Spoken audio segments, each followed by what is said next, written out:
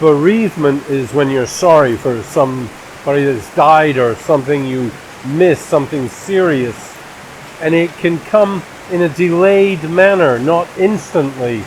And so it is with my YouTube channel. When I lost it, I thought, well, I'll just get over it. But now I'm missing it. I had subscribers, I had interactivity, and I had viewers.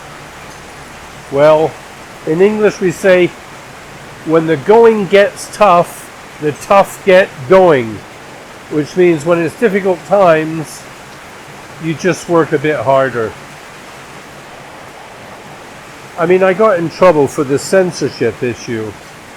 You can kind of understand the need for the censorship, because if it wasn't there, we'd just overthrow the people that are in control, because it's a small group of people, but they're still in control. And their ideology is make a profit. Everything is about profit. And they just want this all blob of a civilization where everything is all inclusive and everyone is pursuing profit. And they won't have doubters. Well, it's gone now. And I remember hearing about East Germany under communist rule. It was people were afraid to talk, and also in public. And I felt that when I was in England. Really, I had to look over my shoulder and see who might be listening. It's in the air, but it never really hits home that here in the Western culture, we're really being dictated to what we can say and hear. And I mean, it shows how malleable we are, but it also shows what a bad state we're in, that our rulers deem it necessary. The thing is, the media has had the role of mentally telling us how to think and be, and that, of course, became unworkable with the advent of the internet, and then it became like individual bloggers and bloggers. But they just tell us anything in the media, and they still do. I really think, I've come around to think this talk of a war between America and Iran is in fact theatrics, and they're playing us along. I'm not saying they don't have disputes, but they're not even thinking of war, and they're lying through their teeth in making us think that that is a possibility. They're paralyzing us. And there's just massive collusion on all fronts at all times. I made a video recently suggesting that the Aramco, the destruction of half of its oil output, temporary as it is, was done with a nod and a wink from the West, with Western collusion. And I backed up my argument with other examples. But that's the kind of sordid world we're living in. And we can't believe any of the mainstream media. But it gets far worse. I think we can't believe any of the alternative media. We got this headline, Jeffrey Epstein was murdered. How do we know that's true? It was a press release, presumably, and it's become impossible to question the official versions of events. 9/11 being an exception, it's just so overwhelming they have to put up with people challenging the official version. But it's a good enough example of the way the world is run. I'm sorry, you've got these heroes like Julian Assange. We have no idea of the reality. We have no idea of why we're being told he's imprisoned and why he's been denied access to the public. But it's in all likelihood because he's breached some biblical laws. And if you've never come across this, you may think I sound crazy.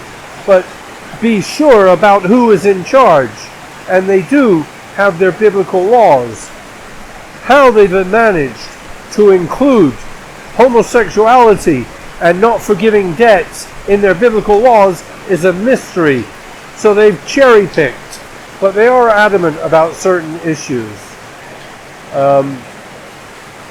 Certainly the pedophilia, they seem to be dead against, but the whole system is just so corrupt.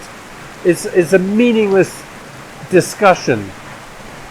All we've got now is a kind of criminality in all aspects of life.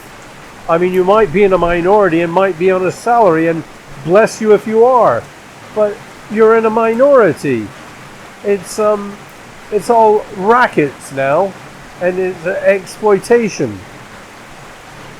And they don't want to lose power, and that's the price we have to pay to keep a small elite in power.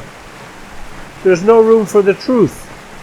You know, when people go to commit a crime, they generally create an alibi so that if there's any questions, they can say, oh no, look, I was over there and here's the witness, I wasn't there, or whatever the alibi is. And it is kind of the same thing with this democracy. You create a candidate to win, and then you immediately support the opposing candidate, the opposition, at the same time. And you just continue that dualist approach. And so, in that light, there is no difference between them all. There's no difference between BitChute and YouTube, if you like. Oh, yes, there is. Look what they show. But they're in cahoots. I just saw a tweet of BitChute defending YouTube. I won't talk about that. I can ill afford to get in more trouble. But or Tulsi Gabbard, you know, saying, "Oh, no more wars, and Syria's okay." But she's also addressing the ADL. She's also addressing, you know, the Hindu nationalists in a very kind manner. And so it's just we better start realizing that humanity is corrupt and these megastructures don't work, and we need a constitution to live by. And all these countries have constitutions and they live by them, supposedly, but we need a constitution to stop these mega pyramid structures, which are currently manifesting as corporations, but it's just profiting off of each other to the point of prisons and mercenaries and no limits. We keep getting told about the world's worst humanitarian crisis in Yemen by the mainstream media. The mainstream media, I think there's just 6 corporations in control of it, like General Electric, for example. So you've got the very people that are profiting from supplying the weapons to the war telling us that it's the worst humanitarian disaster. Now tell me something isn't right. It's all gone wrong. And if there's any grassroots support for anybody or any idea, it immediately gets infiltrated and corrupted. And so, you know, you have all these false opposition figures. I've been a bit negative, and I should be brighter. I was going to a tribal village to drive around and show you it, but the rain came pouring down, and what's really unusual in Cambodia is you can't see it coming. You see a bit of blue sky, a couple of light clouds, and a few minutes later the whole thing is dark and pelting down with rain. So it would be good if anybody could help with a donation. I am in trouble now. I've lost my channel. It's going to take a huge amount of work to get it up again, you know, lots of subscribers.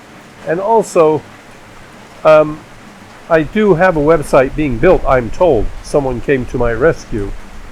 So I look forward to that, and I can probably add to it in maybe having some, maybe being a bit of a news site apart from me.